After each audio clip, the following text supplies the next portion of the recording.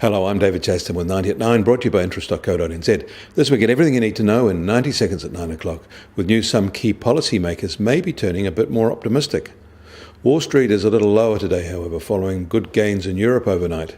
But yesterday, both Shanghai and Hong Kong equity markets fell sharply, down 1.6% and 1% respectively. Consumer price inflation jumped to 2.3% in March in China, propelling it to a 5-month high and reversing a steady decline. A jump in food prices was behind the shift. Fresh vegetables rose almost 7% and milk rose 2.6%. Pork prices fell 1.2%, while lamb prices rose 11% as the African swine flu virus rages on. Meanwhile, producer prices there remain subdued. In the US, producer prices increased 2.9% in the most in 5 months in March, but underlying wholesale inflation was tame. And the latest update to unemployment claims in the US has them near a 50-year low. The IMF is warning that bigger than expected slowdown in China is a key risk for the global economy. Further, they say that Chinese policy to resort to enormous infrastructure spending could exacerbate risks to their economy. Still, the IMF is not all negative about the Middle Kingdom, raising its growth forecast marginally for 2019. Supporting that is a rise in iron ore prices touching recent highs.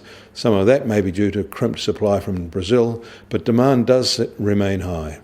Steel-making coal prices are also elevated, and shipping prices have been rising off their recent lows. All these sorts of data items are ones that support the view that China's growth may be helping arrest the recent global slowdown. In Australia, the recent upbeat view by the RBA is pushing back expectations of a rate cut there, and the RBNZ governor has also been giving signals that indicate he is unconvinced a rate cut is warranted at the moment. Locally, ratings agency Fitch has put both Hamilton City Council debt and that of the Queenstown Lakes Council on credit watch negative. US Treasury 10-year yield is firmer today at 2.5% and recovering all of yesterday's move lower. Gold is down sharply by $17 and now at $1,291 an ounce.